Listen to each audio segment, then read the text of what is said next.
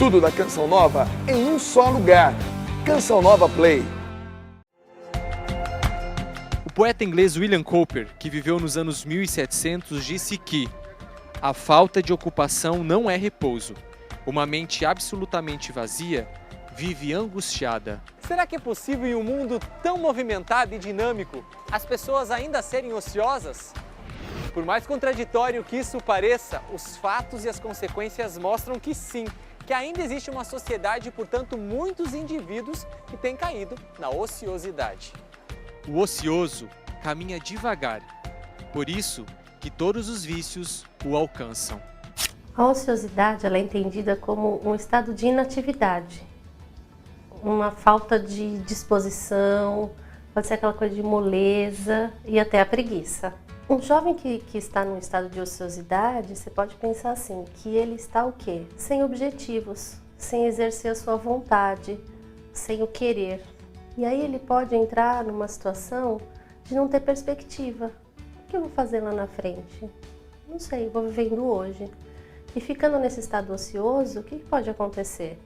Ele pode trazer situações para ele de risco. Então ele fica mais vulnerável, por exemplo, ao uso de drogas, fica vulnerável até à criminalidade, à promiscuidade.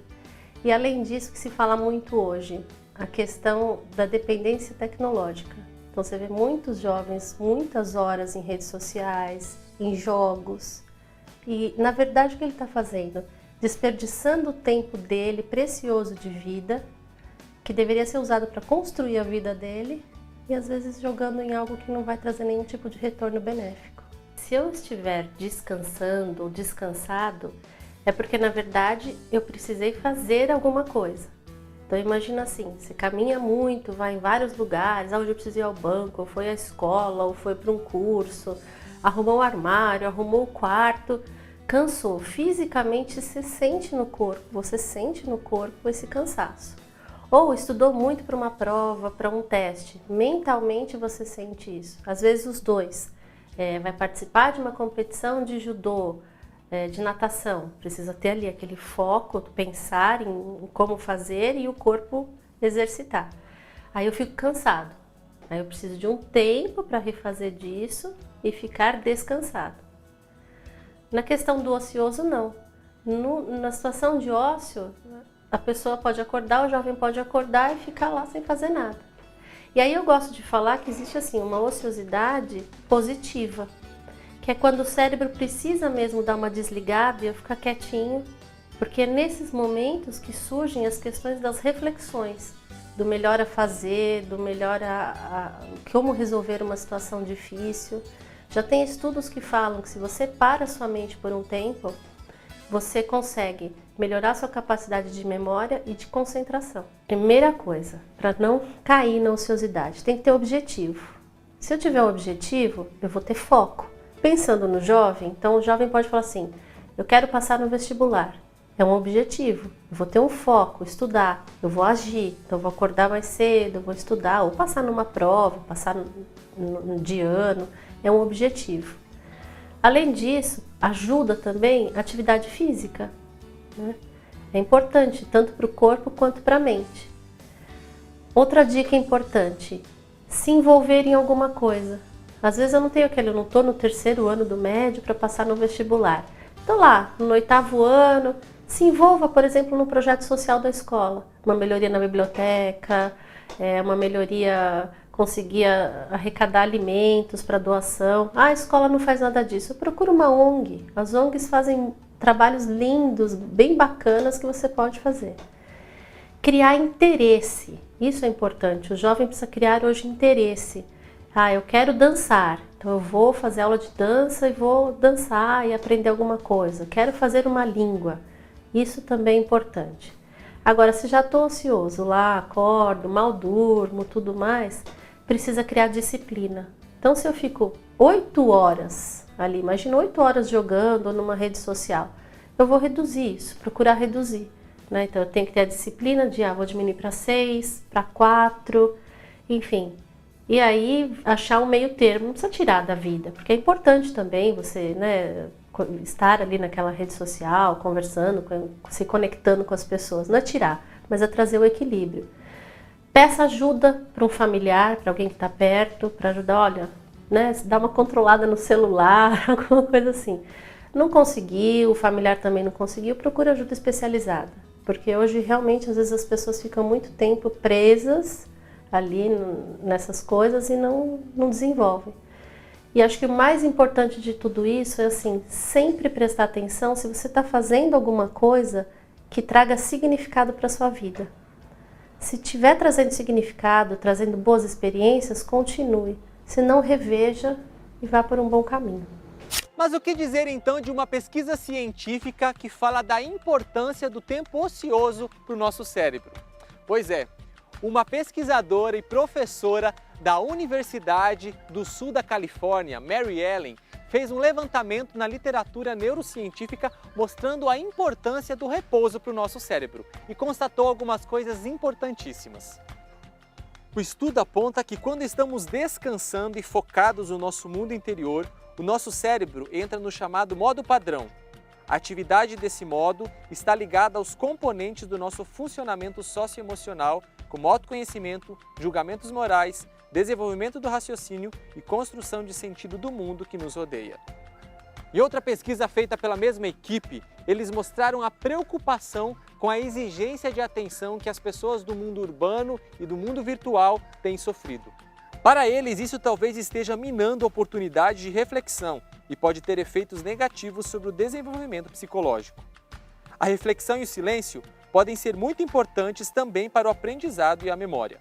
O foco para dentro afeta a maneira como construímos memórias e sentidos e o modo como transferimos o que aprendemos para novos contextos. Para os pesquisadores, uma das principais constatações dessa pesquisa realizada sobre o cérebro em repouso é de perceber que esta ociosidade do cérebro, entre aspas, não é encarada de maneira negativa. Pelo contrário, ela é importante para nós aprendermos com as experiências.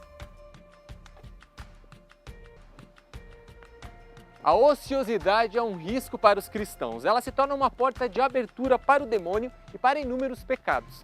Não é à toa que São Francisco chamava os ociosos de irmãos moscas, porque estes eram preguiçosos e isso fazia deles homens inúteis e indignos. Certa vez conta a história que ele chamou um frade de irmão zangão, porque esse gostava de desfrutar dos frutos do trabalho, mas trabalhar mesmo em nada. Era o primeiro a querer degustar o mel, mas ajudar a fabricá-lo de jeito nenhum.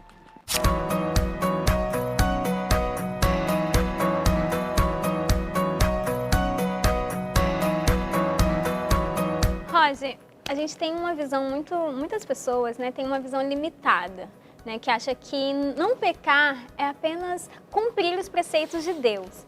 Mas o que realmente é o pecado e o que ele causa na nossa vida?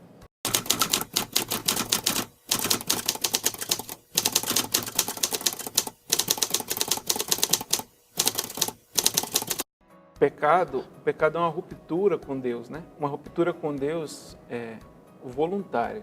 Nós escolhemos romper com Deus em algum determinado ponto. Quer seja ofendendo a Ele diretamente, quer seja ofendendo ao próximo. Ou quer seja em ofensas pessoais mesmo, como questão de castidade e tudo, quando não envolve até uma outra pessoa. O pecado é isso, é quando você pega...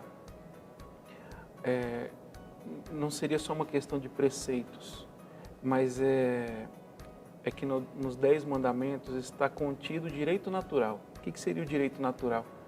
O direito natural é aquilo que é necessário para manter uma sociedade, para manter o povo de Deus, vamos dizer assim. Então, dentro dos 10 mandamentos contém todo o direito natural, tudo aquilo que é necessário para que uma sociedade, o povo de Deus, não caia num nível pior, a ponto de chegar ao fim daquela sociedade, ao fim daquele povo, ao fim daquela assembleia litúrgica, vamos dizer assim, usando as palavras da Bíblia, né? Então, quando rompe o direito natural, quando faz essa ruptura, de certa forma você fere esse corpo da igreja, esse corpo de Cristo, que é a igreja. E essa ferida machuca, vamos dizer assim, o corpo de Cristo.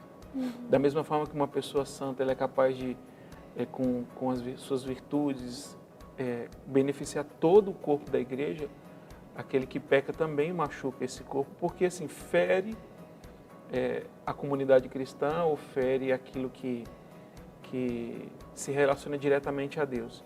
E o direito natural é isso. O direito natural é tudo aquilo que mantém a nossa sociedade funcionando, a nossa sociedade de povo de Deus, a igreja mesmo. E isso se manifesta justamente naquilo que a gente pode ir contra Deus, naquilo que a gente vai contra o próximo ou contra a castidade.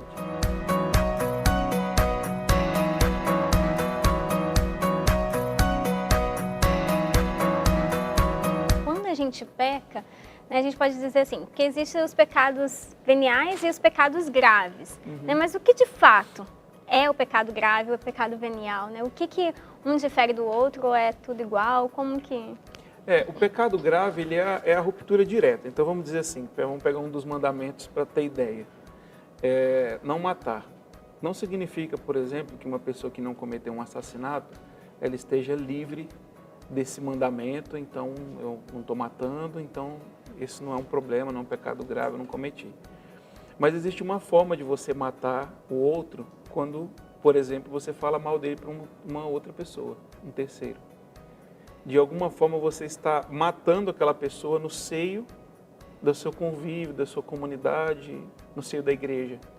Matando a reputação de uma pessoa, às vezes você coloca ela numa situação muito difícil. Porque se a gente tira alguma coisa da pessoa, ela consegue restituir, correr atrás e restituir aquilo. Mas se você mata a reputação da pessoa para ela se levantar, é muito mais difícil, entende? Então, o pecado grave é justamente isso, ele é essa ruptura mais severa, é um não crer em Deus, ou não ter fé na sua misericórdia, ou superabundar a misericórdia de Deus de um jeito tão imenso que acha que pode se conviver de qualquer jeito com os pecados graves, que Ele vai me perdoar de qualquer jeito. Aquilo que está nos 10 mandamentos precisa ser bem meditado, porque tem desdobramentos, né? Para se cometer um pecado mortal, sabemos que precisamos ter contato com a matéria grave, que geralmente é algo dos 10 mandamentos ou dos pecados capitais, e no contato com essa matéria grave, ter plena consciência, pleno consentimento e plena liberdade naquele ato, que é um pecado mortal. Então, por exemplo, lá existe guardar domingos e festas, então aquilo ali é o mínimo que se pede, vamos dizer assim, textualmente, para uma pessoa ter uma vida cristã. Mas se você for aprofundar no que está no terceiro mandamento, o que mais teria ali? Teria um ensino de que Deus está pedindo para que as pessoas tenham um tempo para oração. E que não precisa ser só nos domingos e festas, entendeu? Existe essa pedagogia por detrás para dizer assim, que nós precisamos rezar sempre. Rezar sempre. O mínimo que a igreja pede é isso. O mínimo que está lá nos 10 mandamentos, aquilo lá é o mínimo. Quando a pessoa rompe com o mínimo, aí ela chegou no pecado grave. Agora o venial não. O venial, ele não chega a ter essa ruptura. Então, por exemplo, dá um exemplo de pecado venial. A gula. A gula, ela pode se tornar um pecado grave quando a pessoa é diabética e come doce, não está nem aí para a diabetes dela, entendeu? Então ela, de certa forma, está cometendo um suicídio. Mas se ela não tem nada e ela come, às vezes, demais, ou come alguma coisa sem necessidade e tal, ela não se torna um pecado grave, é uma desordem só, às vezes só um pecado venial. O problema é que se a pessoa gosta de conviver com os pecados veniais, ela nunca consegue a virtude suficiente para se libertar dos graves também.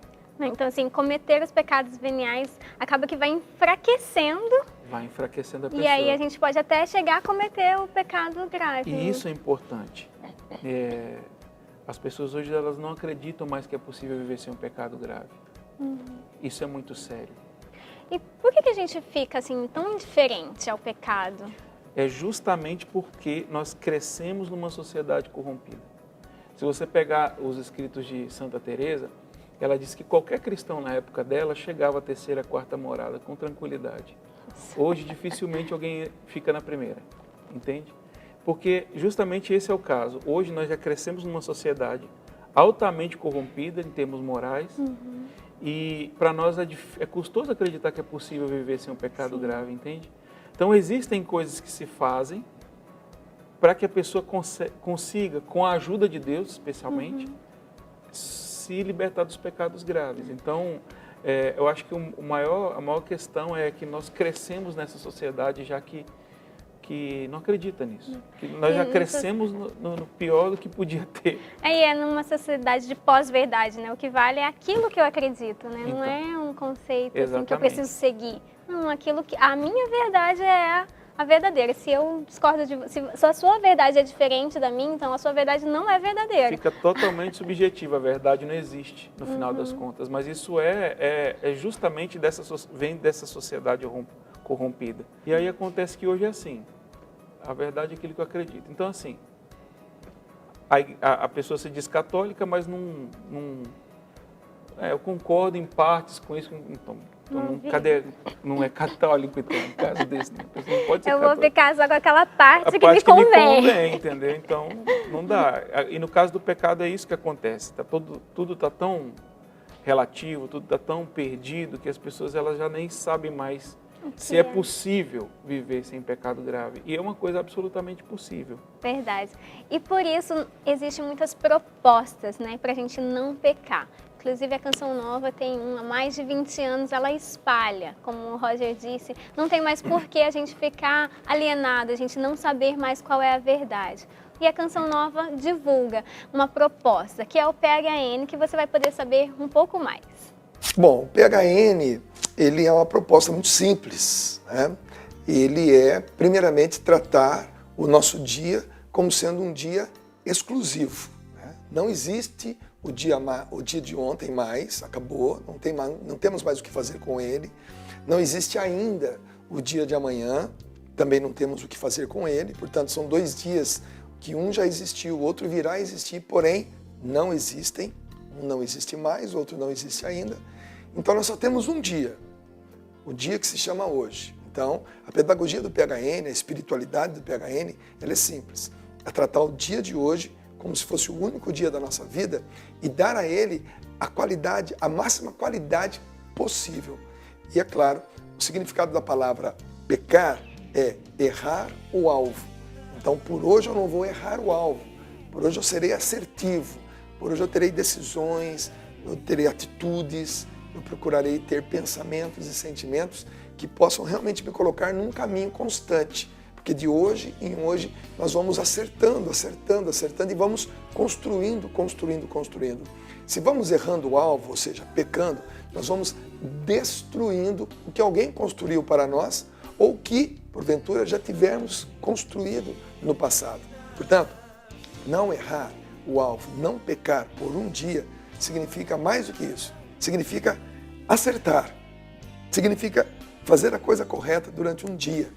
E quando esse dia acabar, vamos dormir, os anjos, os santos, Deus vai fazer a sua obra em nós enquanto dormimos. E no dia seguinte, quando acordarmos, não será mais amanhã, será hoje.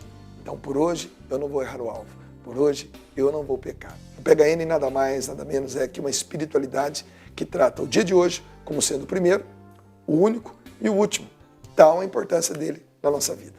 Por hoje não. Por hoje não vou mais pecar. Essa é uma proposta que a Canção Nova levanta há anos e tem atingido muitos jovens. E agora tenho mais uns jovens aqui que eu quero saber. Vocês também foram atingidos por essa proposta? Para mim o PHN é algo muito simples, né? Por hoje eu não vou mais pecar. É eu encarar o hoje, consciente de que a cada dia eu tenho que vencer os meus limites, os meus desafios e para isso pedir a graça de Deus. Porque às vezes, né, com a minha cabeça idealista, eu faço grandes projetos e eu sei que se eu não for mais humilde pensar no hoje também, aquele grande projeto no hoje vai ficar esquecido. Então me marca com essas coisas aí que eu falei. A experiência que eu tive primeiramente foi impactante, mas também com a sua simplicidade. É uma proposta que para mim é simples, mas muito concreta, porque a cada dia a gente lutar contra aqueles pequenos e grandes pecados. É uma luta, né? É uma Exige esforço. Eu acho que essa é a grande sacada do PHN, né?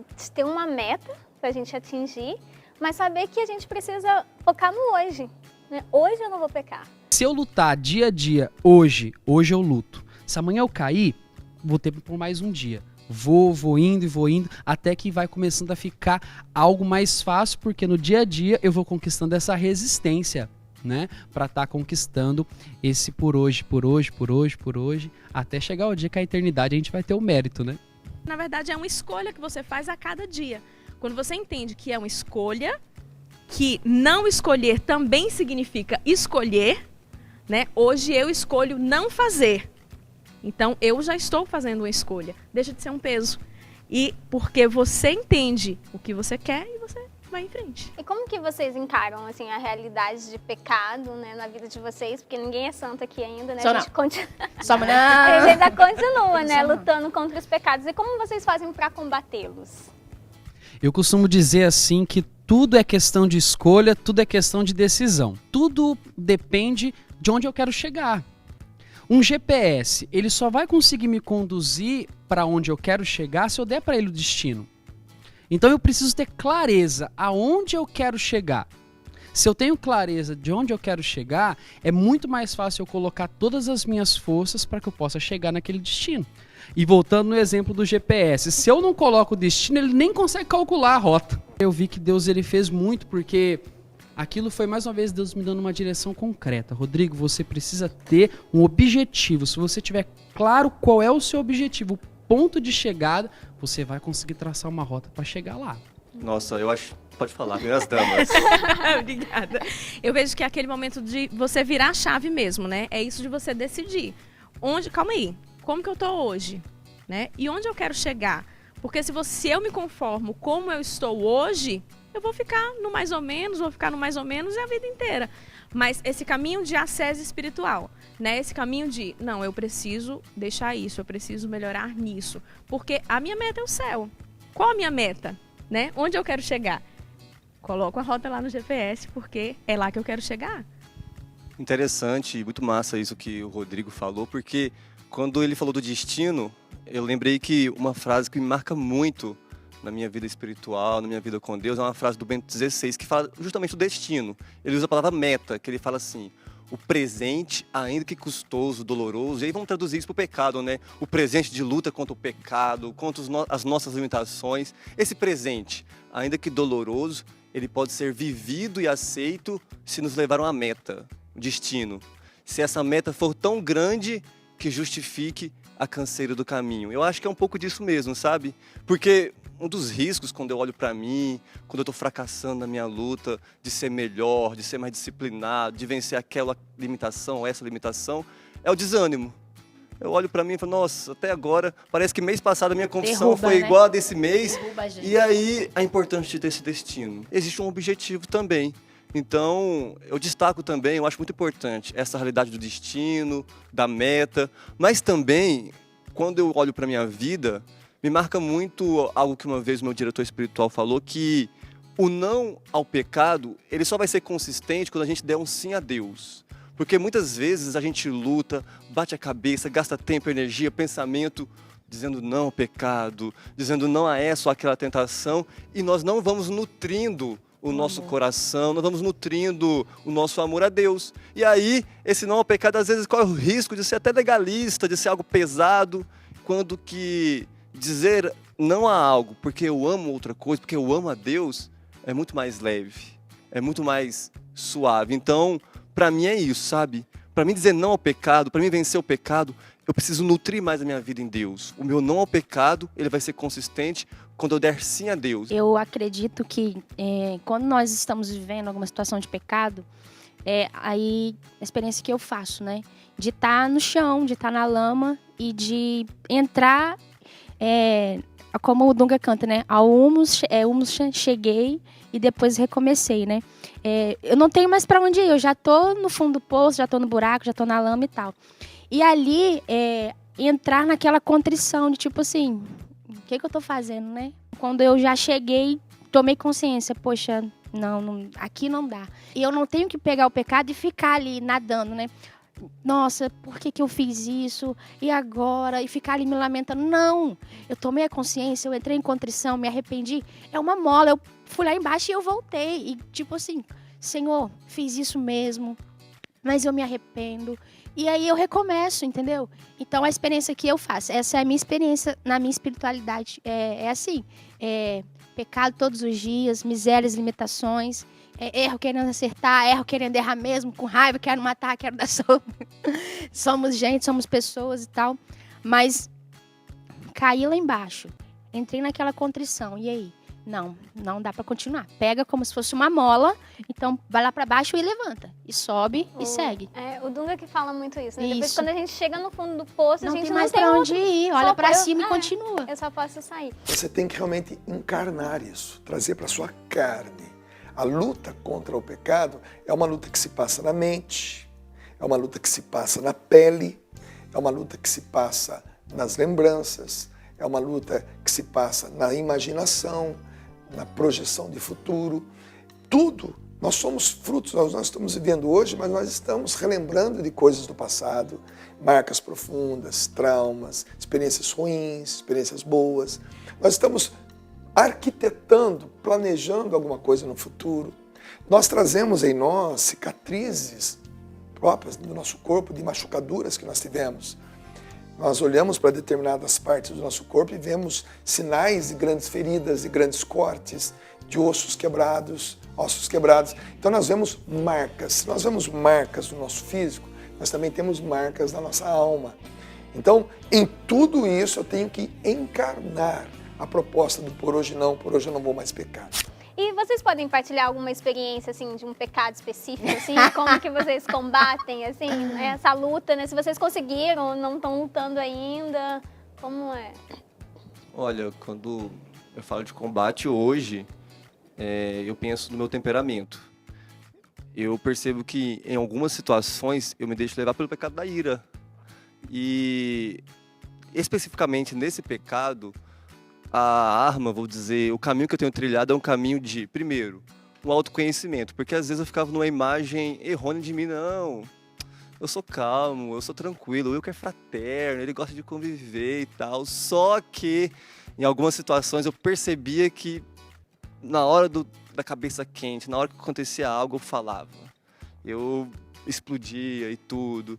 Aí eu fui percebendo que, nossa, o Wilker não é tão assim não, fraterno, calmo, sempre, constantemente, essa pessoa assim, então eu preciso tomar cuidado com isso. Então, primeiro, eu preciso trilhar sempre esse caminho de conhecimento. Não, o Wilker é assim. E aí, nesse caminho de conhecimento, me conhecendo, eu percebi, em algumas situações, eu preciso silenciar.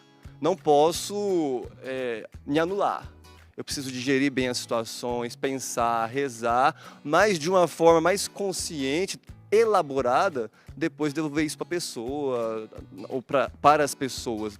Mas eu falar na hora que a cabeça está quente, já vi que não vai prestar. Então, assim, esse caminho de conhecimento, sabe? Mas também uma virtude que eu preciso diante disso é a humildade. Eu preciso também reconhecer, nossa, o Wilker, ele é assim. Então, por causa disso, ele precisa estar vigilante. Eu sei que em algumas situações eu posso perder a linha.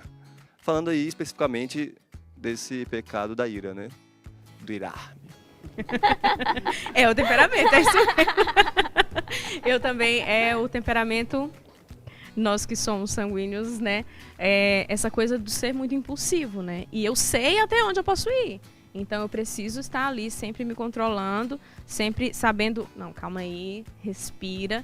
Mas assim, com a ajuda do Espírito Santo, né? Porque é o Espírito que vai dar esse domínio próprio, essa ajuda, esse autodomínio. Não, calma, porque na verdade esse caminho de santidade sem uma vida trilhada no Espírito não vai acontecer, não funciona, né? Então o Espírito Santo vem aqui em auxílio, porque senão vai dar ruim. Eu quero falar um pouquinho sobre a castidade, porque assim, às vezes a gente pensa e limita muito a castidade, a relação do não fazer sexo antes do casamento, a relação do não se masturbar, né? Mas vê que a castidade ela vai muito além disso, muito além disso, né? O simples contato com as minhas irmãs, com as minhas amigas, eu preciso ter até mesmo um olhar casto sobre elas. Voltando àquele assunto do GPS, se eu tenho foco de onde eu quero chegar, eu consigo viver a castidade. Mesmo que às vezes eu caia em pensamentos, alimentando os meus pensamentos, porque às vezes eu não conclua o ato, mas só o simples fato de eu alimentar o pensamento, eu já estou pecando. né? Então, quando eu tenho esse foco, esse objetivo, né? Isso tem sido um instrumento que eu tenho usado a meu favor também, de ter foco concreto onde eu quero chegar. A meta, como o Bento XVI fala, né? Para que eu possa viver bem esse tempo que me é pedido de castidade, para que quando eu chegar no tempo de eu poder usufruir daquilo que Deus me deu como graça, que é usar da minha masculinidade junto com a mulher que Deus tem preparado para mim, a gente ali viver, consumar aquilo que Deus nos vai dar como mérito do nosso casamento e da busca que a gente viveu até lá. E que depois vai ser um tempo de viver de também a castidade de num outra outro forma, aspecto. e colher frutos dessa castidade que você se propõe todos os dias. Olha, eu gostaria de dizer para você, jovem, que está na luta contra o pecado, que você é chamado à santidade. E não pense que santidade é perfeição. Não é perfeição. Perfeito é Deus. Ele é o Santíssimo, Santo dos Santos. Então, nós não somos perfeitos, mas santidade, ou ser santo, significa ser escolhido, separado, consagrado, selecionado. E a vida é uma seleção, a vida é uma concorrência, a vida é uma competição. Você compete para entrar numa faculdade, são tantas vagas e 3 vezes mais o número de pessoas que querem aquela vaga. Depois que você se forma, você vai concorrer com pelo menos mais 20 pessoas a uma vaga de emprego. Se você quer conquistar uma pessoa, existem pelo menos mais 5 pessoas mais bonitas e interessantes do que você. A vida sempre vai fazer com que você seja ou não seja um selecionado, um escolhido, um separado. Eu tenho certeza absoluta que você, naquilo que você se propôs a ser e a fazer, você vai ter que fazer um esforço grande para ser o escolhido, para ser o separado, para ser esse santo. Naquilo que você escolheu ser, seja com honestidade, com ética, com bravura, com heroísmo. E você vai ser santo por causa disso. Ser um bom médico, um bom advogado, um bom carpinteiro, um bom pedreiro, um bom pintor, um bom estudante, um bom marido, um bom namorado. Naquilo que você se prontificou e quis entregar algo a mais para que você fosse um separado, um escolhido, um consagrado, um selecionado, ou seja, um santo. Naquilo que você escolheu, vai ser feliz para o resto da vida. Ok? Deus abençoe você. Grande abraço. Não tenha medo de ser santo. Revolução Jesus volta já. Um breve intervalo. Enquanto isso, vai lá nas nossas redes sociais, @Revolução Jesus e comenta, porque a gente quer ler o seu comentário. Mente vazia, oficina do diabo. Você concorda com isso? O que você faz nos seus momentos de ociosidade? Será que o demônio tem se aproveitado disso? Olha, estamos aqui num bate-papo com o Roger, falando sobre o pecado e como lutar contra, como combater, como tirar ele da nossa vida. Roger, a gente estava falando sobre os pecados veniais, que eles nos enfraquecem nessa luta contra os pecados graves. Mas como eu posso me livrar dos pecados graves? Na verdade é assim, os santos e os místicos e os santos teólogos, eles já montaram quebra-cabeça lá atrás e deixaram escrito. Só que a gente não acessa muito essas coisas. E a gente também tem dificuldade de juntar, porque às vezes um juntou uma parte, outro juntou outra. E a gente às vezes não sabe o caminho exato. Mas existe. O primeiro ponto é que na confissão, olha a primeira coisa que parece um escândalo. Depois, quando você faz o exame de consciência, pensa em todos os pecados graves que cometeu, tudo que for contra Deus, contra o próximo, contra a castidade. Estou falando só de teologia, tá? Uhum. Não estou falando de psicologia, nem da moral. Eu até aconselho as pessoas a não ficar tentando se esconder. Por causa disso, por causa daquilo outro. Vamos tentar atacar o problema. Realmente podem haver causas psicológicas, desdobramentos morais que mudam a gravidade da falta da pessoa.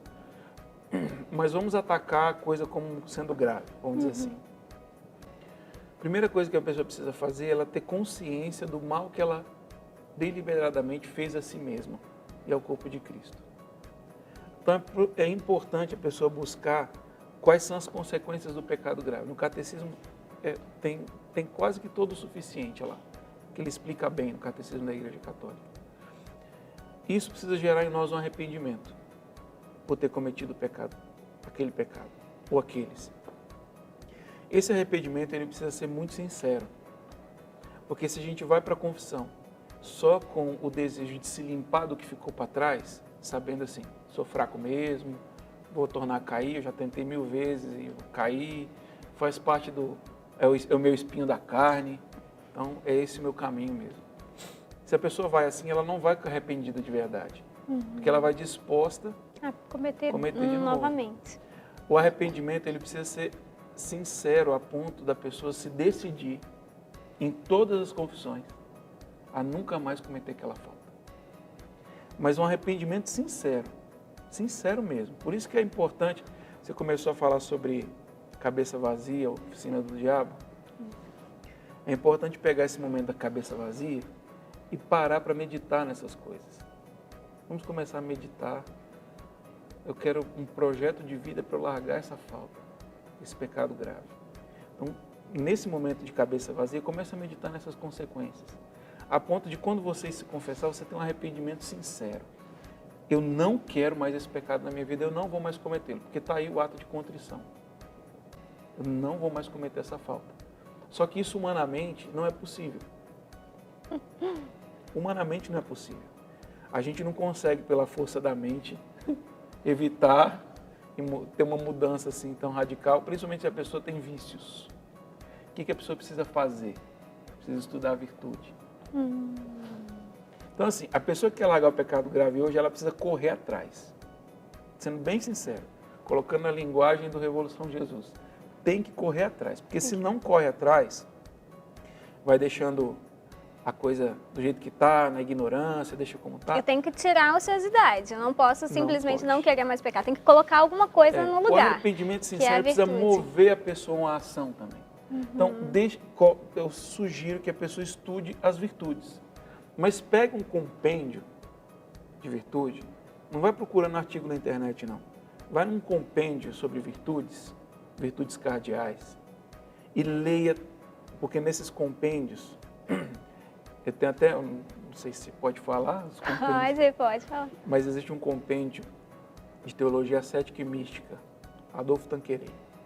Coloca ele lá, procura comprar, ele não é tão caro, e lê sobre as virtudes. Lá explica todos os pecados que você vence procurando a virtude da temperança, por exemplo. Aí entra castidade, humildade, você vence a gula. Ele explica como, explica quais são as modalidades de pecado, como vencê-las. Então, aí tem esse lado de labor. É a via purgativa. Tem um labor da nossa parte muito grande, porque com esse nível de arrependimento, com esse estudo, você já sai da confissão se policiando.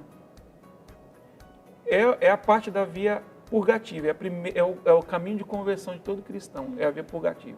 Ela sai se policiando, eu não vou mais falar mal, entendeu? Eu vou largar a masturbação, vou mais olhar com um olhar pecaminoso para ninguém, vou cuidar dos meus pensamentos, e a pessoa fica se vigiando, ao mesmo tempo estudando as virtudes. Só que também é preciso ter oração.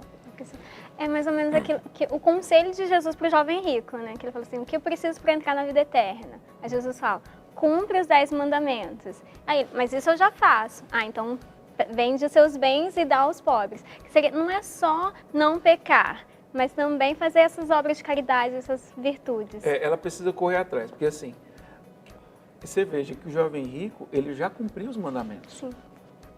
Ele não tinha, vamos dizer assim, de acordo com o que foi explicado, pecado grave. O que Jesus responde para ele? Se queres ser perfeito. Se queres ser perfeito. Então, assim, o que aconteceu com ele? Ele largou o pecado grave, mas ele precisava começar uma vida de união a Cristo. E foi isso que Jesus convidou. Vem e segue-me. Larga tudo. Pode ser interpretado assim, deixa as tuas paixões e vem a meu seguimento. A pessoa precisa ter vida de oração, porque sozinho não dá. Então, ao mesmo tempo que você estudando a virtude, você começa a combater o vício que está instaurado, com a vida de oração você consegue as virtudes de modo infuso. Todas as virtudes cardeais, temperança, fortaleza, prudência, justiça, todas elas são virtudes que se adquirem pelo treino e se adquire com a graça de Deus. Então precisa ter vida de oração, precisa ter momento de adoração ao Santíssimo Sacramento, de preferência todos os dias. Precisa, depois de comungar na missa, adorar o Senhor por pelo menos 10 minutos ali, adorando a presença eucarística de Cristo. Precisa ter contato com a palavra de Deus, entendeu? Porque sozinho não dá. Essa parte ascética é fundamental. Também não dá para a pessoa se escorar assim, agora não preciso ler nada, eu vou só rezar. Não dá. A parte da via purgativa tem esforço humano. Tem esforço humano. E é justamente essa busca. Vai estudar as virtudes. Tem que estudar as virtudes. Tem que investigar como se reza. Como é possível ter uma vida de oração boa. Tem que estudar, tem que correr atrás. E aí, além do estudo, você vai se policiando e vai tendo vida de oração para que Deus lhe dê as graças de modo infuso também. Sim. Rogério, só para reforçar e ficar ainda mais claro, assim, como eu posso fazer uma boa confissão? Eu acho que a coisa foi... A boa confissão, ela se resume nesse ato de arrependimento sincero. A pessoa não pode ir para a confissão não acreditando que ele não está o remédio dela.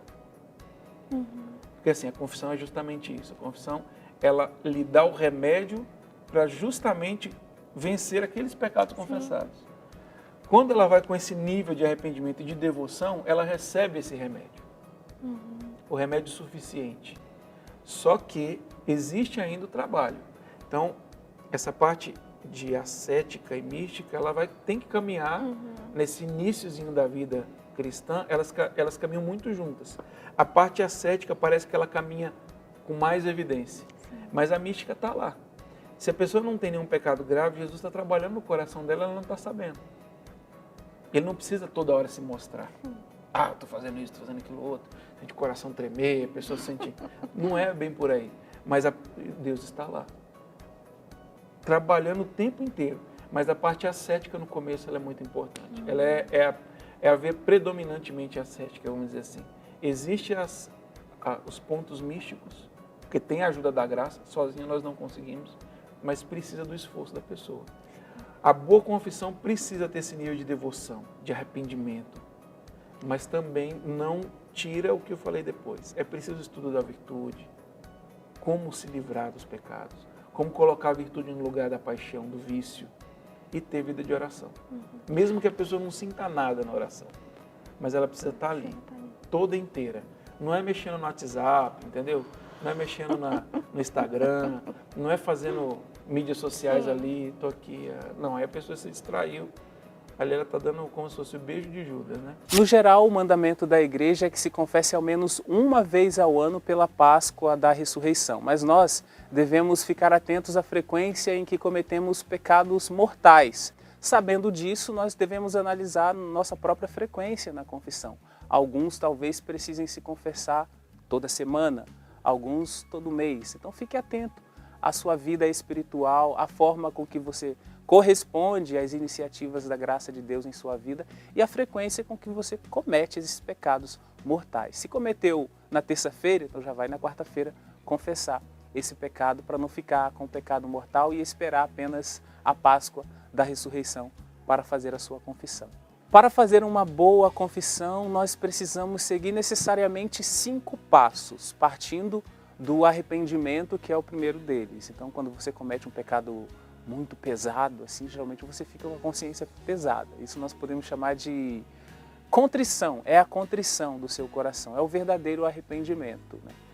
Primeiro passo, arrependimento, e o segundo passo, além disso, você precisa fazer um bom exame de consciência. Arrependimento, exame de consciência, porque o exame de consciência vai te ajudar a ver outros pecados que precisam ser confessados também. Porque senão você vai ser só pontual, vai confessar apenas um fato isolado que você considera pecado, mas existem outros que são pecados também. Então, arrependimento, exame de consciência e o terceiro passo, dizer esses pecados ao padre sem omitir nenhum, tá? Não se trata de pecado esquecido, mas omitido. Então, você não pode omitir pecado. Caso tenha esquecido, isso vai na conta da absolvição.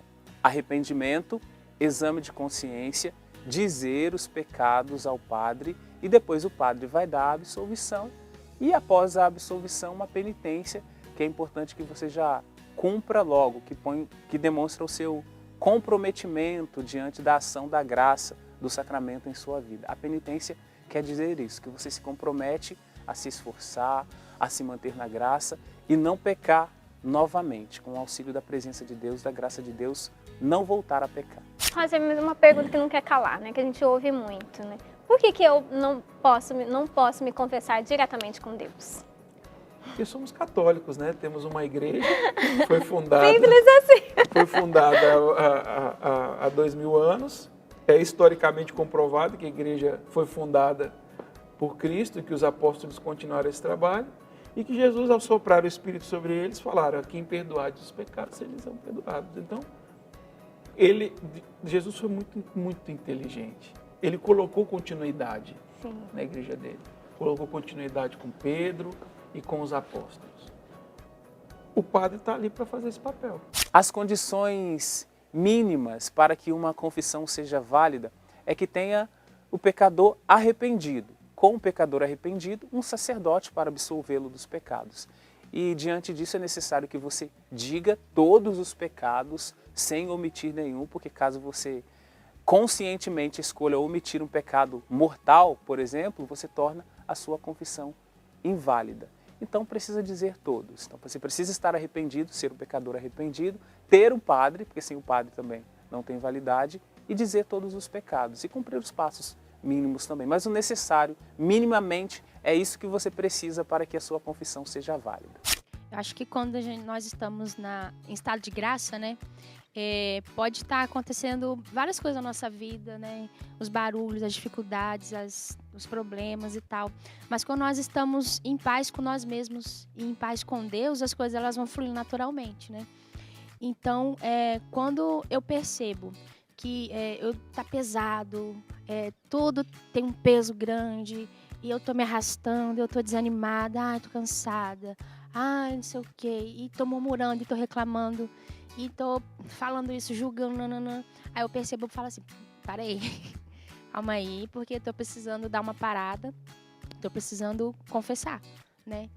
O filtro que eu faço da minha vida é esse, né? Porque na verdade o pecado ele faz isso conosco, ele vai anulando a graça de Deus em nós, e à medida que ele vai anulando, nós vamos nos afastando de Deus inconscientemente, você não vai percebendo. Então, depois daqui a pouco você não tem mais vontade de rezar, você está desanimado para rezar, você não sabe por quê. Você já tá no buraco.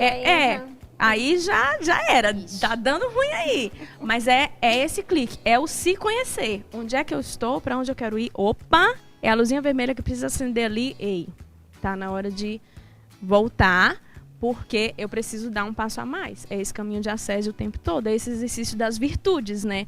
Onde eu quero chegar. O que é o santo temor de Deus, né? O santo temor é aquela coisa que você ama tanto, tanto, tanto a Deus que você tem medo de ofender. Você não quer ofender a Deus. E por isso, você quer estar sempre no estado de graça. Férias. Descanso. Opa! Precisando. Acabei de chegar. Gente, a gente pode cair no pecado da ociosidade. E aí, como não correr esse risco? Olha, acho que é muito importante a gente saber, por mais que nós estejamos de férias, tempo livre, vou dormir, vou comer e tal, mas, tipo assim, ter uma programação, né? Vou visitar alguém, vou se organizar, né? Nós participamos da missa todos os dias, né? A experiência que eu faço quando eu tô de férias, eu vou a essa missa amanhã, tal hora, eu vou mais cedo, aí eu já vou, faço a adoração, faço meu estudo, rezo. Então, essa programação. Quando eu vou de férias, a primeira coisa que eu faço é me programar. Não aquela coisa quadrada, chata, como se fosse uma obrigação, porque é férias, leveza das férias, tô de férias, relax, pelo amor de Deus, né? Sem cobrança. Mas eu sei que se eu ficar na ociosidade, isso já aconteceu, chega no final do dia, que eu lembro que eu acordei tarde, não fiz nada, não vi ninguém, não li nada. No final dá uma frustração. Nossa, gente, eu tô de férias, mas ficou aquela frustração, parece que eu perdi tempo nas férias, né? E não é pra ser assim. Então eu percebo que para mim viver bem minhas férias, viver bem meu tempo livre, não só nas férias, eu preciso ter um programa. Nesse programa, o que descansa a minha cabeça, o que me descansa é fazer coisas que eu gosto e estar com quem eu amo. Fazer um programa, estar com quem a gente ama e fazer o que gosta. É interessante que se a gente percebe, muitas das vezes, o pensamento ele antecede o ato. né? Então, se a minha cabeça ela tá nessa ociosidade, ela tá ali toda disponível para pensar qualquer tipo de coisa, com certeza a nossa própria fraqueza, a nossa carne vai trazer pensamentos que vai preceder aquele ato, que a gente já tem a inclinação de cair. É fatal, vai acontecer. Então, eu costumo, de forma particular, eu gosto muito de estar com os amigos, né? De estar com as pessoas, eu gosto muito de assistir filme, eu gosto muito de ir ao cinema, eu gosto de jogar bola. Então, eu vou me ocupando dessas atividades que me faz bem. Eu procuro estar com a galera, eu procuro estar com os meus amigos, né? Eu procuro passar pelos grupos de oração da minha paróquia, da minha cidade, para que eu possa não cair nessa tentação de deixar a minha cabeça vazia e com a minha cabeça vazia, os meus pensamentos me levar a cair naqueles atos que eu já tenho inclinação de cair. No mundo em que vivemos, é indispensável recuperarmos as energias do corpo e do espírito. Ainda mais quem mora em grandes cidades e no ritmo frenético acaba não tendo muito tempo para silenciar, para parar, para refletir e para ter contato com a natureza. Por isso que o nosso querido emérito Papa Bento XVI, do qual nos trouxe essa constatação, também nos traz dicas preciosas para aproveitarmos bem as nossas férias. Dica número 1. Procurar viver de modo novo as relações com os outros e com Deus. Abrir um largo espaço para a leitura da Palavra de Deus, particularmente o Evangelho, que certamente colocareis na sua bagagem de férias. Se liga na segunda dica do nosso Papa Emérito Bento XVI.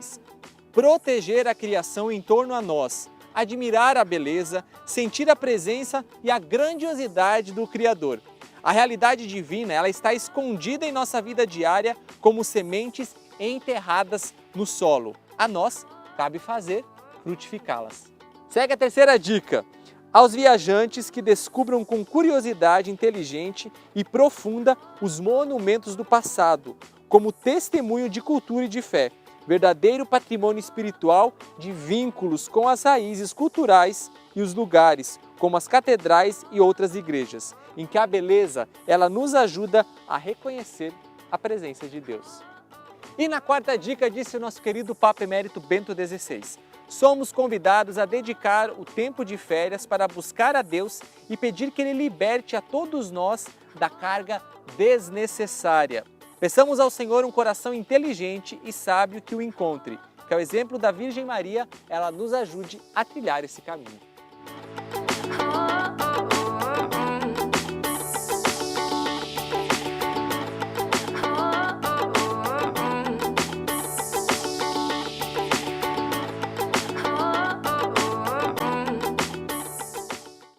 Tudo da Canção Nova em um só lugar. Canção Nova Play.